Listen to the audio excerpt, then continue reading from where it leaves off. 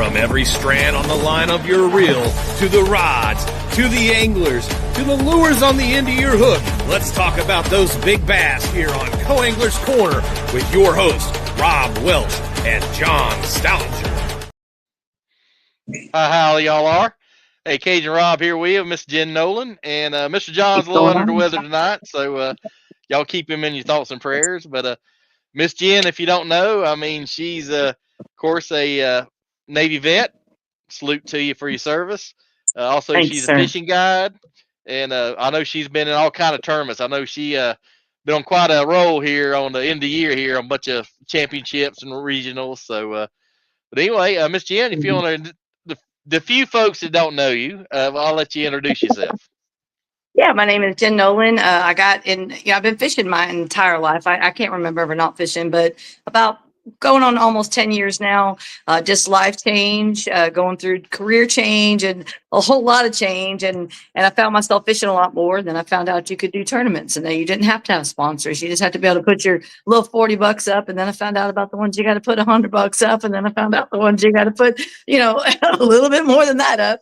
And but once I found out you could do that, and we were just mentioning off screen about iron sharpens iron, I was growing exponentially by competing because it was requiring me to, oh no, I have this tournament, I have to go pre-fish, I have to do this. And so it was really great for me to see myself go from, a little weekend angler, soaking bait, to being able to throw artificial, and then getting into the competition, and then finishing in the top half of the field, and then getting the top 10%, and then having, those top 10 finishes make you feel some kind of way especially when there's a lot of names on the list. So Oh, absolutely. I remember, I think, James Watson, he said it best. It's like poker. You can go to the dollar table, you can go to $5 table, $10. yeah. But you get a taste of it. You want to go higher and higher. So absolutely. Absolutely. And I'm excited about this coming year. As much as a great year as we had. I'll be fishing as the boater next year in the MLF division. And I'm excited about that. Going from co-angling for a few years, I boated well this year in the Women's Bass Pro Tour. And I'm excited to, do just what Watson said. Go ahead and take it to the higher table. I may come home empty handed with no chips, but I'm going to learn something. Oh, absolutely. Absolutely. Every time out. I mean, even old as I am, I'm older than dirt. I learn every time I go out. So, hey. Shoot, I'm probably older than you think I am. I'm about close to old as dirt. Feels like it anyway. Yeah. I can agree with you on that, especially up cold in Kentucky where I'm at. It it hits me in the face every once in a while. But yeah, I kind of go over your year. I know you've had a real good year, and you fished the LBAA and a few. So this kind of, I guess, recap some of your tournament trails you've been on. Sure. So we started out the year, very first event of the year was the BFL. So Major League Fishing has the BFL division, which is the lower division, kind of the entry-level grassroots cowboy division. So I fished in that this year, started those events up in the Rayburn, Toledo area, and then I jumped in on the East Texas Lady Anglers, which was a really fun East Texas trail to fish. And then I was like, okay, we're going to go ahead and make the big jump into boater over to the Women's Bass Tour as well with the LBAA. So I did that, and being comfortable on those lakes in Toledo and Rayburn, coming from co-angling for 3 years with the MLF, made it really, really comfortable for me to go in there as a boater and compete in those tournaments. And the LBAA took me to some other states, up to Table Rock. It took me, over to Grand Lake in Oklahoma, some really great lakes that I got to fish on the women's tour this year. And those guys were really great to make sure I had a boat to fish in, because I had some boat complications earlier in the year, and they made sure I had boats all year long. And that was huge for me. A lot of people made sure I had what I needed to be successful this year. And then on throughout the year into the summer, we went down to ICAST and me and my daughter fished our third year in the ICAST Cup, which that's a lot of fun too, because that one's a complete give back. The ICAST Cup tournament, 100% of the money goes to Keep America Fishing, and it's a bragging rights tournament. But it's kind of become a tradition for me and my daughter. So being that we're spreading generational fishing and doing that side of the education, it's really cool to fish that one with her. And then I was twiddling thumbs up in Tennessee in August, looking to see what was going to happen with championships, and ended up finishing up the year for Major League Fishing on the co-angler cowboy division for Texas Texas, 213 anglers, and I wrapped up at the spot of 26th and qualified for my regional there. And then with the women's bass tour for LBAA, I came in 16th and went to the national championship of the women's bass tour on Grand Lake, Oklahoma last month and came in 5th on the year. I mean, I'm telling you, I can't even believe I was one fish out of that first place slot, you know, and it just was an incredible year. And then I qualified again with the East Texas Lady Anglers for their championship, finished up top 5 with them as well. So I'm really proud of myself because it was an adverse year in all other areas. And I had to make the one thing that was going to be, if anything, I'm going to make this, I'm going to make it to the, if I get to the boat ramp, we're good. Let me just get to the boat ramp. And so there's a lot of cool stuff happening at the boat ramps this year. Oh, absolutely. And we got a couple of quick comments. A young lady you may know very well, Miss Carly Jo Prevette says, "Hi, Mama Jen and Rob." Hey, baby girl. That girl brought me pork chops. Oh, did she? We're on the boat. She's in the championship. She's my co-angler, and she's getting a little snacks out. And she's like, "Miss Jen, you want a pork chop?" And I'm like, "Baby, I don't think I've ever been offered a pork chop on the boat, and I do want a pork chop." And it was wonderful. Oh, ain't nothing wrong with that. That's great. So we sit out there eating pork chops, catching hogs. Hey, that's nothing wrong with that. And then my buddy James Minold says, "Hey guys, I'm a little late but made it." Hey James, hope you're doing well, my friend. Welcome to the show, buddy. Yep. But I guess I know everybody's here for how you say the meat and potatoes. So if you want to go into your Texas rig, I know you're real well thought of that Texas rig. That's one of your confidence bait. So if you want to kind of go over your setup. I do. And I'm going to show this is my number. There's a million ways to throw a Texas rig. And you probably are thinking, what, Jen? I thought there was just one way to throw a Texas rig. No. But just like every other thing that you throw, there's different sizes, different presentations, different areas. And if I've got a dye on it, I want to be in some shallow water with some timber, some cypress knees or something to drop down. And I'm going to be throwing it just like this. And this is just a sliding tungsten weight. And it's important that we kind of mention a couple of things with Texas rig. Some people will see this and they'll say, "Oh, well, the weight's sliding. That's not a Texas rig." Well, this is a sliding Texas rig. You can certainly peg this weight if you want to keep it where it don't leave the nose. But to me, then you might just put a shaky head on then. You know, that's my mindset is, well, if you want it to stay there, just put a shaky head on or something. I don't leave it pegged. I leave my Texas rig sliding just like that. The 1/8 tungsten is my very favorite. This is a crossbait tungsten. And if you guys do want to check out any of the stuff I'm showing you guys tonight, it all comes with crossbait and you get pretty awesome. I think it's buy 4, get 1 free right now. Or if you get a big sack, you get 20% off by using my code YAKGIRL20. But you get YAKGIRL20, save yourself some money, honey. But this weight increases based on the depth, the time of the year, these things. So the lighter the weight, the slower the presentation, basically. So that little bit of slide weight, this is why I like to use a slide. And this is the number one reason for me. The weight's going to get down first, right? So when my weight hits the bottom, the worm's following after it. And that gives a nice slow presentation. I'm a slow finesse angler. I am getting up there as the older than dirt phrase we had a little while ago. And my hands, all that cranking and ripping and tripping and stripping, I can't do all that. my body don't work that way. It's like, can't do it. So if I need a faster presentation, I'm just going to put a heavier weight. So, if I notice that, maybe the presentation's too slow, I'm just going to go up with my weight. So that's one transition you can take with your Texas rig. You say, you know what, I think it's a little too slow. Well, you don't have to work anything any faster. You just change the size of your weight. Now your presentation, if that's a 1/4 ounce weight, it's going to get down there a little faster. It's going to give it a little more pull and it's actually going to drop a little bit faster. So that size of that weight actually controls the speed of the worm dropping as well.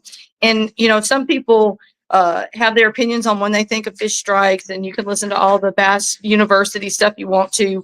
What I know for sure, they bite 3 ways. Yep. They bite when it hits the water, they bite when it's dropping, and they bite when it's just sitting on the bottom for a dead stick. It's one of those 3 ways that they're going to bite it. For me, that's what my experience has shown me. So I presented those 3 ways, and it's almost like you get 3 chances for a bite off every cast, right? So when it hits the water, that's 1 chance. As it's on the fall, that's your 2nd chance. And when it gets down there, let it sit there a minute. Now, let me show you why I like to let it sit there for a minute. I should have made a little cup of water like old Danny does.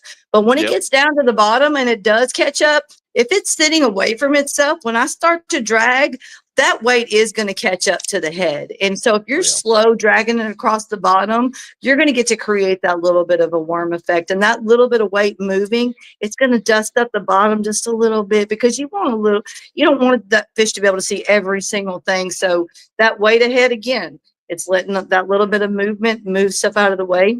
And why that tungsten works so well, the way that it is up here on the front, it's angled to where it's going to push through things.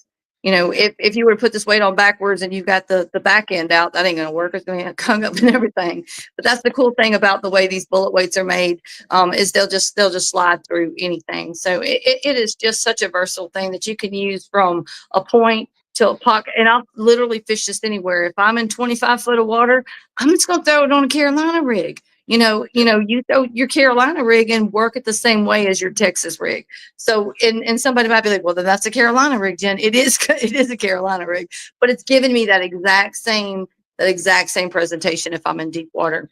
And when I'm punching, if I'm punching through grass or if I'm doing anything like that, I'm just going to a really heavy weight. I might go to a half ounce or even to a whole ounce to let it pull it down there. And I'm still not pegging it. And I know a lot of guys do like to peg that weight to pull it through when they're punching. But I have found that when that weight drops on the bottom, it's going to pull that worm down there. So like I said, I still like to leave it free, because that little presentation of it being able to take every little bit of movement away. Sometimes, we think in our brain when we're fishing what it's looking like under the water. And so sometimes I'm just trying to imagine, what is it doing when it's under there? And I just really think that little bit of free space so that worm can move as much natural presentation as you can get. And I believe that all those things are created when you leave that bullet weight free to spin in there. Yeah, that's a great point. I remember Denny Brower way back today. I kind of followed. He does the same thing. He don't peg his weight. So good tip there. Yeah, and I'll get hollered at too. I'll have people been doing it longer than me, better than me, and might even whip my tail with a pegged weight. But hey, whatever you got confidence in. That's right. What you got confidence in. Yep.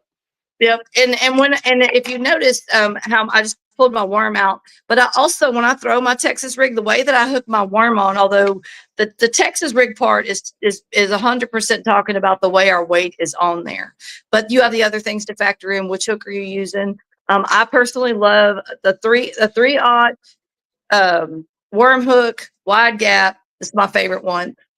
There's other styles and shapes of hook. This is my favorite size, and this is my favorite one to use. The Gamakatsu are very, very sharp.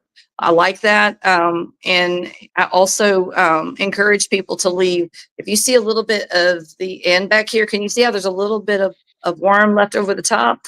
I do that on purpose, and I pull it back so that it covers up everything from the knot to the eye. Some people will use a loop knot, but I use a polymer. So I want it completely encased in there. And then I'll take the rest of my worm, and I'm just going to do it just like you would for a weedless. So I'm not in the weeds. I'm in timber and stuff, but it's just like for, protected from the weeds. When you do that, it's going to protect while you're doing your little sliding motion. It's going to keep it from getting hung up on timber and anything that might be down there to hook into when you do that little bit there. And then this is my little secret sauce right here. If you see, there's a little bit of hole right there. I will stick a little East Texas rattler in there. Okay. Oh, hey. And that's from Danny Cross. Danny Cross has the East Texas Rattler. It's a little glass beads. And if I look hard enough, I probably got some over here on the table. But I'll slide that in there and adjust it, whether I'll put extra plastic on the top and stick it in here if I want it to be more of a presentation like this. And then if I want it to be more in the body so that it's more of a given the presentation to where it keeps my worm flat. So if I want a little more weight in the head, then I'll put it in the top half and then other than the body. And I do think that using that rattle, I think that it gives you extra weight with your worm. So you can go a little lighter with your tungsten, right? Because if I can increase the weight of my worm, and this is just a Senko, we call these a sticko over at Crossbait Company. Yep. But you can use a cut tail worm, you can use a ribbon tail, curly tail worm, straight worm, any kind of worm. You can use a crawl on this. You can throw a lizard. You can throw literally any soft plastic bait you can throw on a Texas rig, and that's another reason why I love it, because it is so versatile. Exactly. Whatever your favorite bait is, throw it on there. That's right. And the color, you know, what color you want, what color, what size, what you want, what you need. And it's easy to change the baits. You can change baits just flip second. And I want stuff that's easy like that. What's going on, Danny? Yep, there's Danny, and I've also got Hardy Screen says peg or unpeg. Haven't noticed a huge difference. LOL. Yeah. And there's Danny's ears must have been burning, so there he is saying, "Hey, Jen." Man, Danny, we love Danny with Crossbait Co. And depending on who's watching from where, Danny's he's a big asset to us down here in Texas, and we're trying to help get his worms and soft plastics all over the U.S. because I'll tell you right now, I caught a lot of fish this year from January to October, and every daggone one of them came off of a crossbait worm, and I'm proud of that. I'm proud to say it. And well, the Bigfoot's not a worm, but it's a Crossbait Company bait, and you can use that Bigfoot on here too. The Bigfoot's kind of like a beetle looking thing. You can throw that on a Texas rig too. You can throw anything on a Texas rig. Absolutely. And Hardy Screen says they work good. He's talking about the rattles. They do. Yeah. Oh yeah. I think it's like I think bass are like a cat. Like they see something stirring on the bottom or a little clicking, they want to come check it out. So I think it absolutely is noise attracts fish, and you know, depending on where you're fishing or how you're fishing. I was in a situation in Grand Lake where I had chose a spot that I knew was going to have a lot of boat traffic, right? So when that happens, you kind of get prepared. You're going to be doing a lot of rocking and rolling. Well, that does the same thing underneath the water. When you're fishing a shallow point like that, that will actually almost represent that lure. And if it's got that little bit of a rattle in there, you know, you ain't done a whole lot of nothing but sit still through the boat wake that just came by, and you're representing that lure. So I'm always thinking about those little bit of things. I was like, okay, that rattler is going to get a little extra enhancement now when that comes through. So any little extra thing, noise for redfish and bass, both the same way. That little bit of noise, sometimes when they're not hungry or maybe they didn't see it, that's going to get their attention or make them strike, you know, maybe an angry strike as they hear that little bit of a rattle. And down here in Texas, obviously, rattlesnakes are a prime diet of the bass. So, yeah. I think in the muddy water too, you know, they can't see as good, so they rely on their sound and sound waves. There's our old friend Miss Pam Horn say Jen in the house. Love you, lady. Hey, Pamela Horn is an absolute legend. Oh, she is. Great. I was blessed to spend a lot of time with her this year. And you know, she's one of those just like the others that is willing to share information and to help to see other ladies grow, and that's such a big part of the sport. Not like we're sitting here right now sharing secrets, right? But when you're actually out there on the competition field, and you got somebody like Pam Horn out there with the years behind her and experience and knowledge on the water, and she's always helpful to share information. Love her. Oh, absolutely. And I know she's had kind of Carly under her wing there and some other young teenage anglers, and hats off to you. Great job. Yep, great job. Yep. But do you use your Texas rig year round, or is there a certain part of the season, spring or summer, you use it more, or you just use it year round? I throw the Texas rig 95% of the time, 95% of the year. I'm talking 95% of the time that I'm out on any given day, and 95% of the year. I'm never not throwing a Texas rig. And I typically will have 3 Texas rigs tied on. I'll have a cut tail, a ribbon tail, and a Senko or Sicko. And because I know those 3 different presentations, you know, depending on the time of the year, each of those worms are going to work better than others. Now, I will tell you, for whatever reason this year, the Sicko has been giving me a lot more of a bite, and it might be because I'm fishing it more. Maybe. Perhaps. But I know in the past I've been really reluctant to stick with the ribbon tail, and I love the ribbon tail and the cut tail worm, which I've kind of been veering away from the cut tail and doing a lot more with the Sicko. But I like learning new ways, and I've enjoyed this year throwing the Sicko a lot more on the Texas rig, because I think I would throw that more on a wacky rig before. than I would. And starting to use it more on the Texas rig, I'm like, okay, no, I like this. This is catching fish. Absolutely. And I got Captain Brad chiming in, says there's the right profile. And he says, same way you all year for Texas rig. And he also agrees with you. Cinco's been killing it. So he gives you an amen. Yeah. He gives you an amen on that. Appreciate that, man. Yep. Miss Pam chiming in. So, thank you all so much. Love watching you always. Hey, thanks, Miss Pam. I know you taught your little brother a lot. Good thing he learned from you. So that's where he's at. So just tell you. Man, that dude can fish. He's an absolute legend. Can fish. And I didn't know. I'm one of them people, I'm a little bit of a hot mess sometimes. And the first time I ever met him, I knew he was one of them big dogs. He was. Yep. Oh, yeah, he's good. So I got to meet him and enjoy it. Oh, he is. And he's another one that likes to share. And he's kind of mysterious a little bit. He's kind of a little mysterious fella at times. So. Yeah, but he's a good dude. He's a good dude. And then I got our girls from Fisher saying hi, Jen. Hey, Fisher. Hey, what's up, Fisher? We love Fisher. They sent us. They sent to me and my daughter this year. They sent a Fisher bag. Wanted us to get it in time for ICAST, and we didn't get it in time. But I used it for the rest of the year. And amazing fishing bag. Like I'm talking the double lined bag. The zipper goes wide open. It has a carry handle and strap, so you can just put it over your shoulder like your purse. And it's really deep, so you can carry some big fish in it, man. They've got some really great bags with some pretty cool prints. Love you guys. Thank y'all so much for supporting us. Yeah, they have great designs. Like every week, they got another great design. So those ladies always coming up with unique stuff. And it's like, if you guys wanted one for literally anyone could reach out to them and be like, hey, can we get one with this on it? They'll custom them. So, anyone can get them made for their club or for whatever. And I love that. I love woman-owned businesses in this industry. I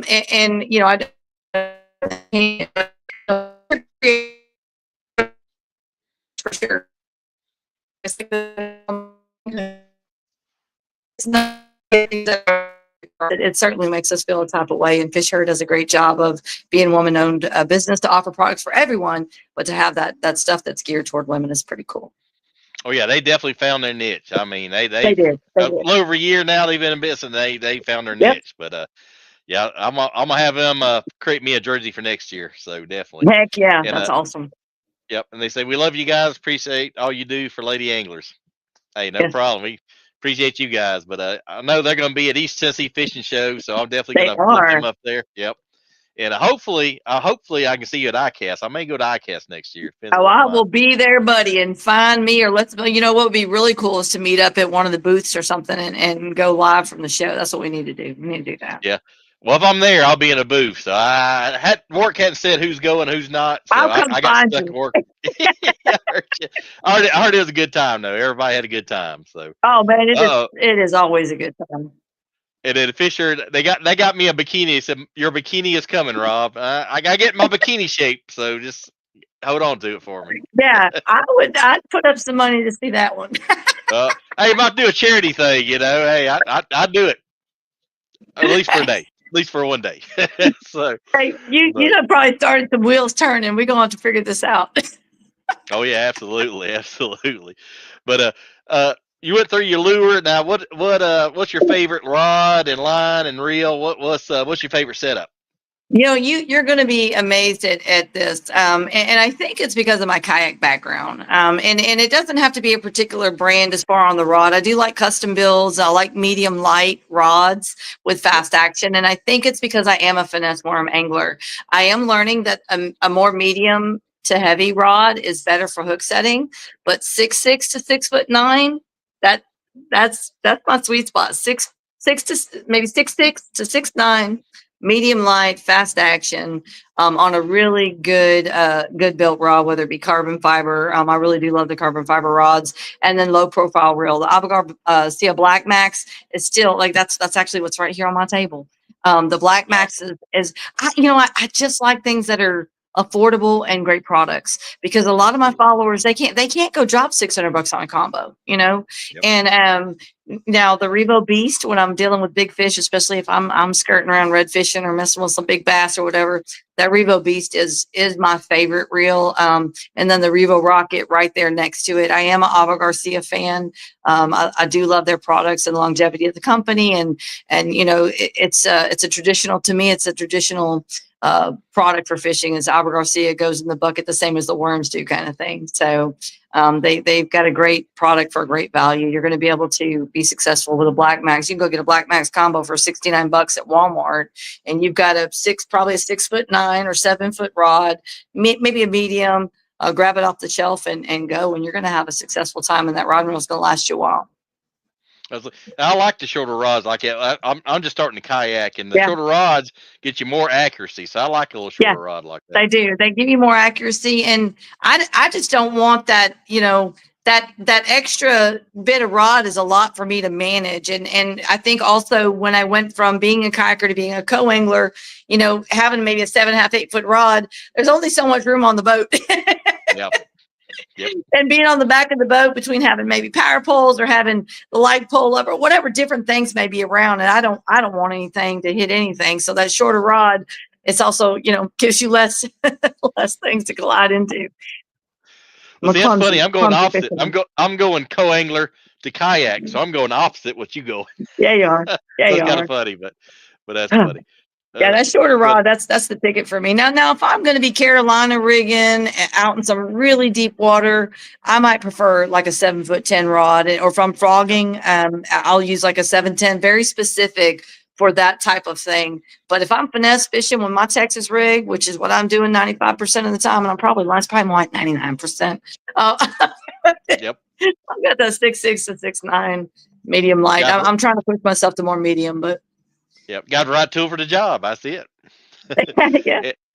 And Fisher says Angie and I are coming to ICAST. Awesome. That is awesome. That's a good time. That's a good time. Make sure you register for the Wednesday night women's dinner. And if any women are watching this right now, if I can drop this in, Cajun Rob, real quick. Yep. Every Wednesday night, every year at ICAST on Wednesday night, this will be the 6th annual, I think, or 5th annual women's dinner banquet that they do. BB Dalton from she's out of South Carolina, works with the National Fisheries.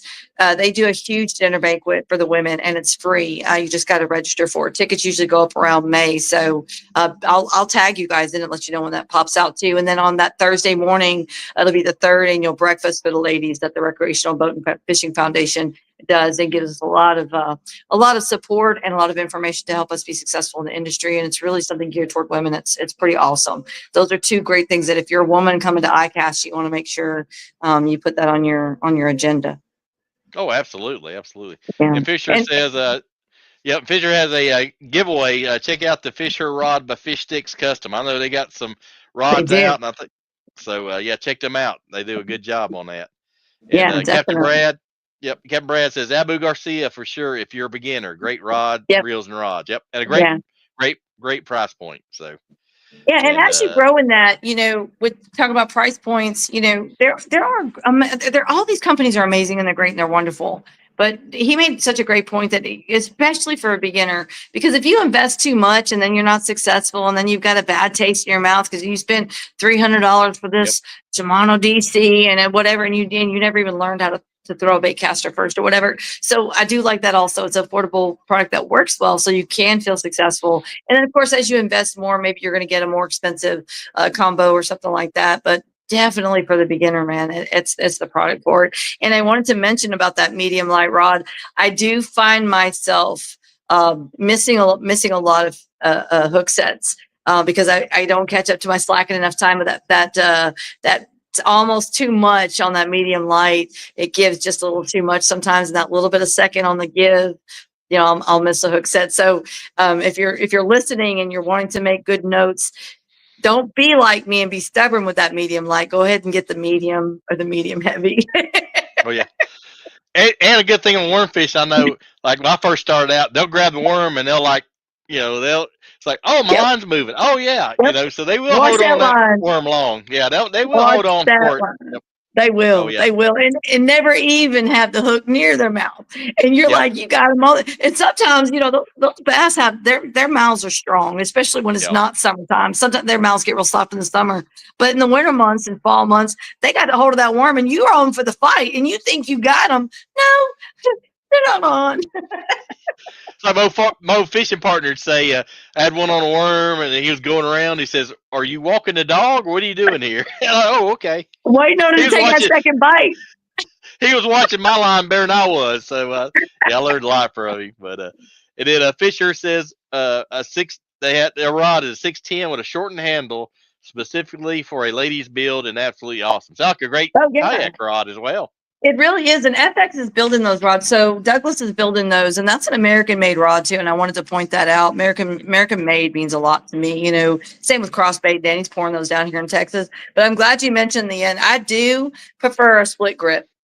Yep. Now this is straight off the rack at Walmart right here. But I like if I'm building a custom, I want a cork grip. I like the cork. I feel like it's lighter.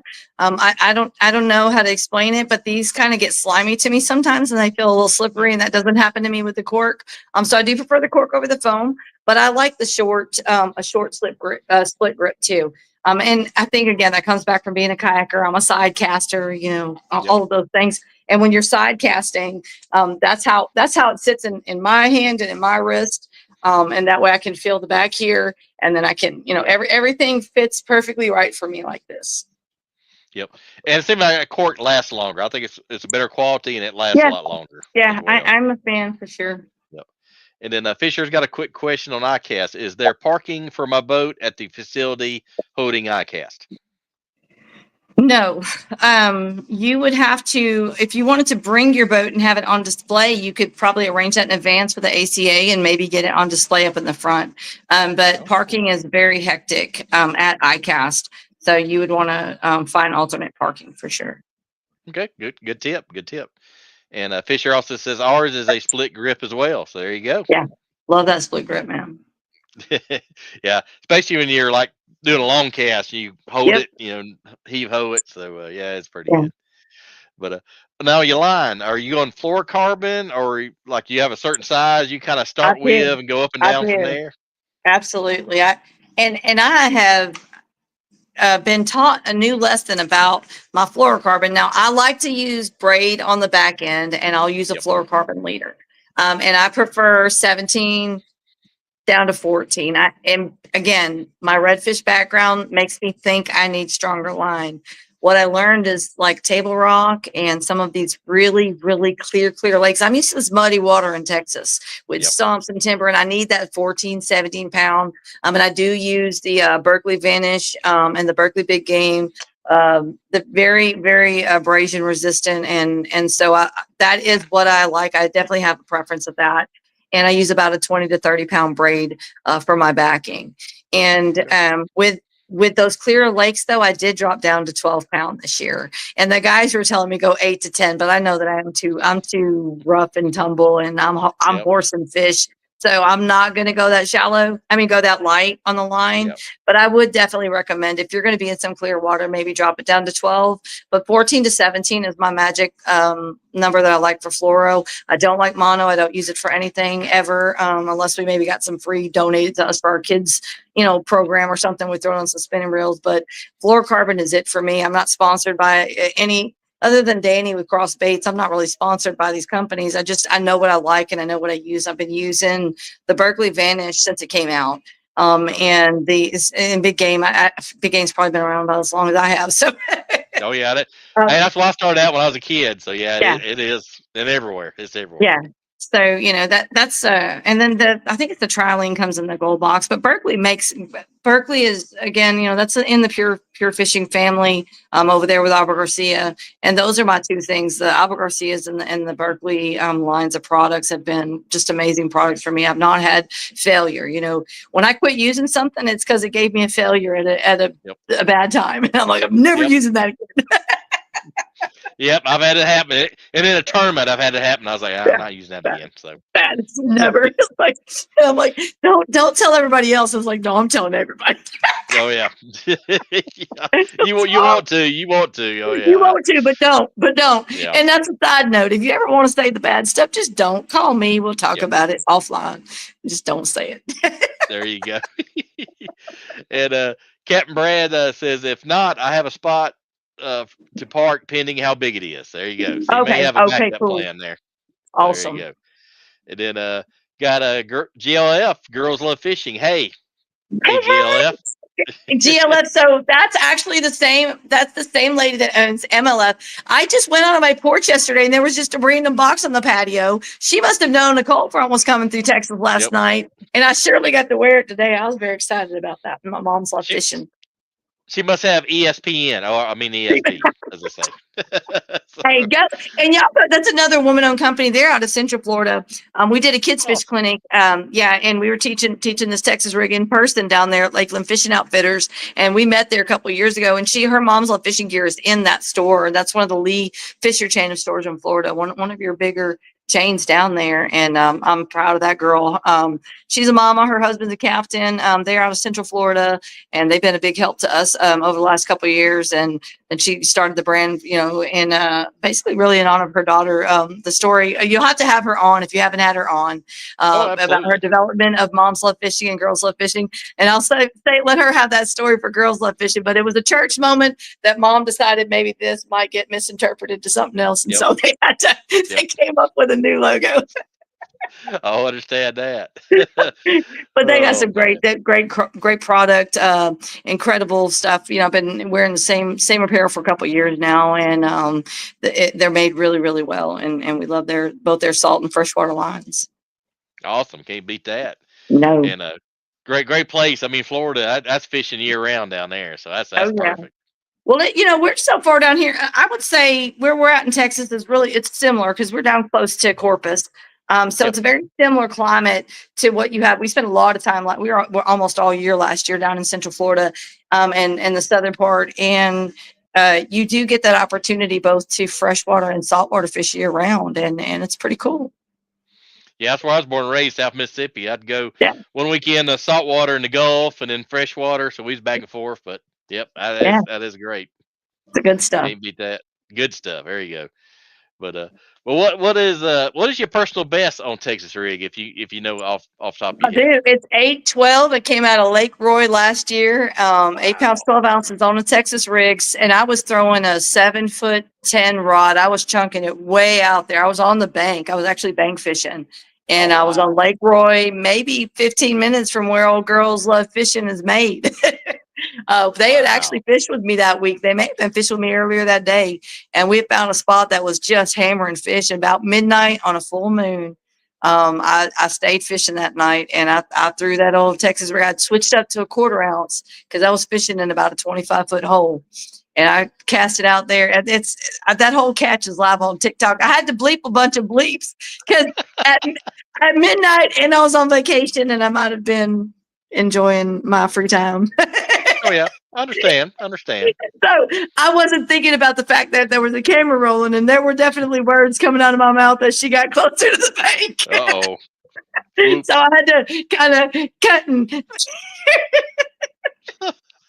But that was a great fish. That's 812. Like I said, that's a big old girl on Texas rig, and that was on a speedworm June bug. And if you're in Florida and you can't catch fish on soft plastics, put a daggum June bug on there on a Texas rig, and then call me tomorrow and tell me how you did. Oh yeah, absolutely. I've heard that from a lot of folks. Oh yeah, that June bug in Florida that's the magic, man. Yep. And Captain Brad says, sure do love the fishing. And he says, Florida is the best. Old Lake Roy has done me well. Oh, I love Lake Roy, man. I call Lake Roy a hidden gem. Absolutely. And he says, she got my fish, by the way. Maybe you go fish with Captain Brad down there. He'd take you around them lakes or get you out on the coast and go chase some redfish too. So he does a little bit of everything. Oh, nothing wrong with that. And got a question, Mr. Chris. I know I ain't gonna try to mispronounce your name, but Chris A Jenn Nolan, what bass technique would you say works to hook specks or reds? Slow rolling off points, man. Slow roll you a bait off of a point, and I would do that on a jig head. Same weight, 1/8 ounce. Yep. Same weight as I throw on my Texas rig, but throw that on a jig head. So you get to a jig head with the same size weight on it, 1/8 ounce. Chicken on a chain is my color that I say no matter what water you're fishing in and where you're fishing. I believe chicken on a chain is going to bring them to the boat, man. Yeah, and a quick tip, Chris. I was in South Louisiana last week visiting some stores, and that I think it's Magnum 54. That glide shrimp is hot down in South Louisiana. Oh, right marker 54. Yeah, marker 54. That's right. That's yep. Yeah. That they've got marker 54 has some pretty realistic looking shrimps, man. They got some good baits. They've been around. They're selling like hotcakes down there. Every store I went into. Oh yeah, we can't keep them in stock. And like one guy come in while I was there, and he took like 10 with him. I was like, must be catching. When you get something artificial that makes them think it's real, you're gonna stock up on it. Oh yeah, absolutely. And Girlz Love Fishing says yep, and Captain Brad says agreed. So yep, I got the thumbs up from the captain. So absolutely good stuff. Absolutely. Now, yep, there's Chris. Yep, he knows. Marker 54. Okay, yeah. It's hard to find, Chris, but you find them, grab them up because they go quick.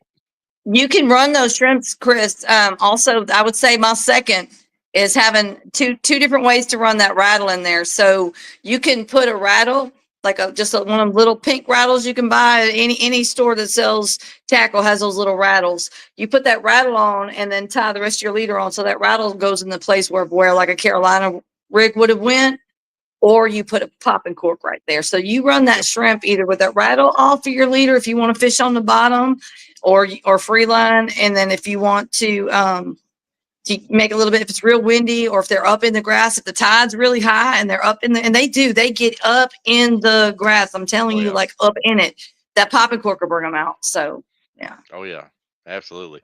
Yeah, because I remember my granddad growing up, I'd be running the boat and I'd be going toward the weeds. He said, don't run me where the redfish are. I remember him saying that. So. Dude, they're up there. Years ago. Oh, yeah. It's insane. They got their nose right in it. Yep. Yeah. Their nose is right in it. The water is this deep and the fish is this much, its back and nose just barely enough to breathe in, and the rest comes out the water. It blows my mind every time. But you'll find a big bass in the same shallow water that you see a big redfish running. They're actually, I target them very similarly because they're both fish that you can target shallow. If you're not like me, I don't use electronics and sonar. I'm going to learn this year. I'm going to start doing more of that because I'd be a dummy not to. But I'm that girl that likes to beat the banks, man. Yeah, I'm the same way. I love that about kayaks. You can get so far in the shallows and you're by yourself and just hit the bank. So yeah, I'm with you. And I don't know if you've noticed this, Rob, or if it's just a me thing. I'm a better fisherman in my kayak than I am on the boat. Me too. Me too. I don't know what that's about. I want to be better on the boat, but I'm just better on the kayak. Well, one thing I've noticed, I've only had my kayak maybe 3 or 4 months, but I always come back with more lures than what I start with because there's one in the trees. I can get to the branches. They're hung up in the shallows. I can reach over and get it. So I come back with more lures than what I start You're saving with. Turtles and birds, man. You're doing Jesus work. I like it. Yep. And it's funny, one of my buddies is fishing. He's actually from Louisiana. He was up here getting away from the storms, and I think I had a shaky head or something, and I pulled it up, and the fish would pull back down. It was like, a spring, and I said, hey, buddy, I don't know what I got. I can't get this thing up. Well, I finally get it up to the boat. It's a little 12-inch bass. I'm like, what was it? He had 2 things of catfish line over him. So every time I'd pull, it'd pull back.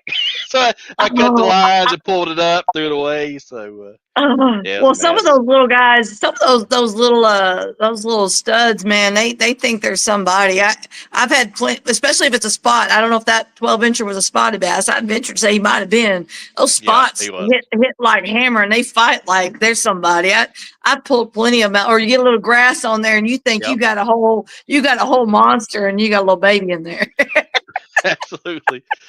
And, well, in that techie head, I know we're talking about Texas rig, but if you're in those areas where there are a lot of cypress trees or knees or stumps or, cedar or cypress, that shaky head in the colder months, that can be brutal to those fish, because if you can just run that shaky head, just run it straight. Same way I would say to run a Texas rig, you have to present the Texas rig different. So if I'm throwing a Texas rig down a log, I've got to cast past the log. Yeah. And hope my distance, I cast it past and hope, well, if I'm in 10 foot, I got to throw 20 foot and let it drop down 10. So it presents where it needs to. You ain't got to do that with a shaky head. You could just nearly jig it straight down there and man, you pull up some fish with that shaky head in the wintertime. Same style worms, that sicko on a shaky head. Woo, baby.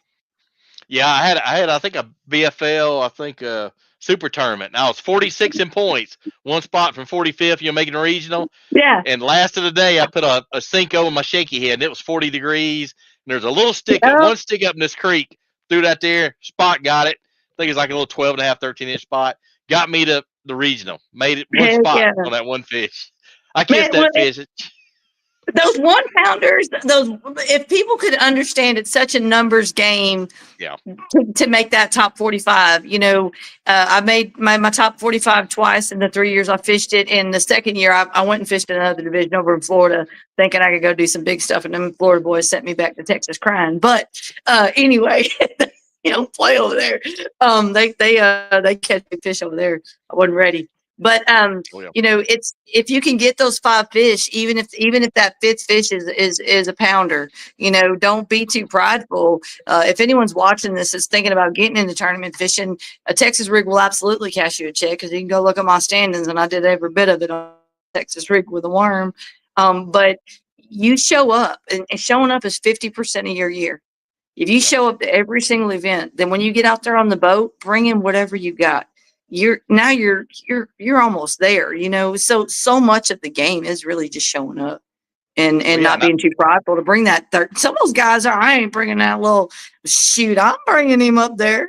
And sometimes to make the regional or not, it's like an ounce or two. I mean, I know some older guys, and I fish mountain division, and they've been fishing since like it was Red Man, and they say if you're a co-angler and you bring in one keeper every event, you'll make it. You're going. Absolutely. It's about true. Absolutely. And, I believe it. Yeah. And Captain Brad says peaks and pinch points. Yeah, I agree with that wholeheartedly. And the amount of lures out of trees, shaking my head. Yeah, it's a bunch, man.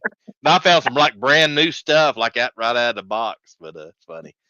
Well, because some people, they're not.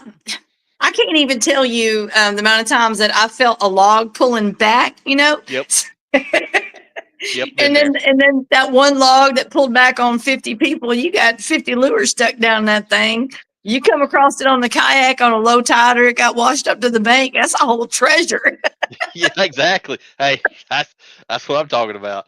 And Girlz Love Fishing says I got 20th in the Bobby Lane with a 1-pounder. I believe it. Heck yeah, that's good stuff.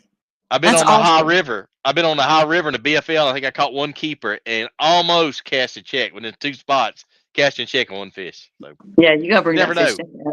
Nope, you never do. But you can lose it by a fish too. Same difference, And I think that's my mentality. If I can lose out on first place by an ounce, I'm daggum sure bringing that pound in. Oh yeah, I'll bring everything in at a measure. I'll flop them over, move them around. Oh, no shame, no shame. No. I think I had one keeper at Wheeler. I think the wild card at Wheeler.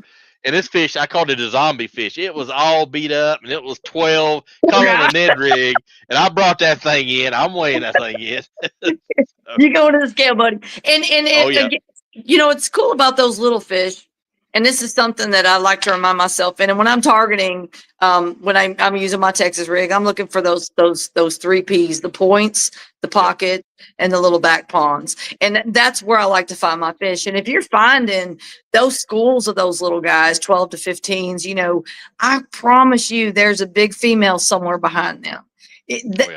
When those little guys are just hanging around, and they're hanging around for something. So, I always take that as a sign that there's a bigger fish somewhere in there. And if I'm not getting that bigger fish to bite, I'll change up whatever I have to, with my presentation to slow it down, to speed it up or whatever. I feel like they're hitting really fast. Well, then I need to slow it down and that they're not as interested in it, because that's that bigger fish. They tend to take that slower bite. So. Absolutely. And Captain Brad agrees with that. He says it's a numbers game, and he's with us. I'm bringing everything in that's legal. Yep. Absolutely. Every time.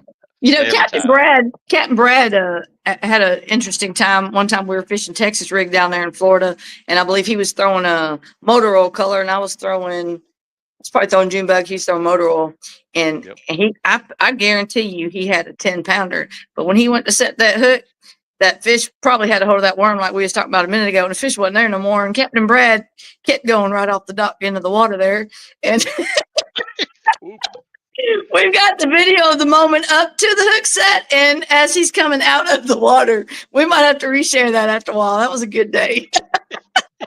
Oh, that's something you never forget. Stuff like that. That makes it. And I know his little boy was like, "Why is Daddy in the water?" He's scuba diving.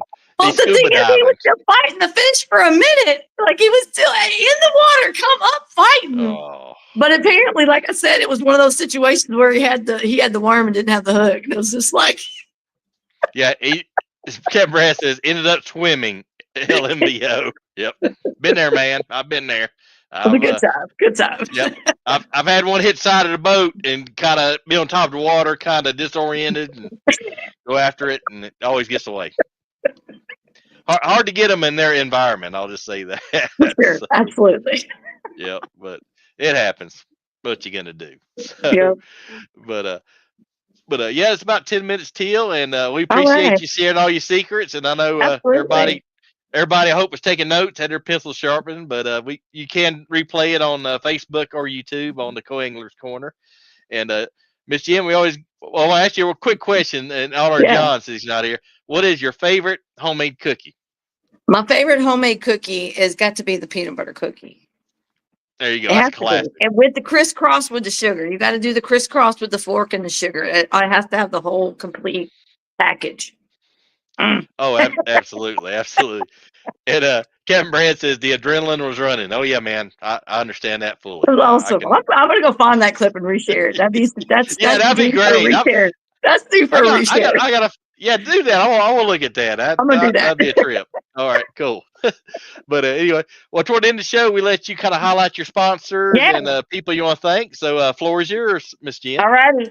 Number one, I got to thank Cross Baits, Danny with crossbaitco.com. Incredible hand-poured lures. He's got everything from flukes to Senkos, which we call them the sicko, the ribbon tails, swim baits. These guys, trailers, grubs, lizards, giant snakes, baby snakes, like anything you can think of. You can get that over there with Danny at Crossbait Co. We appreciate you, Danny. Finn's Braid, love braid made in the USA. Again, these products are American-made products, from Danny's Base to Finn's Braid. Been around 30 years up there in Kentucky.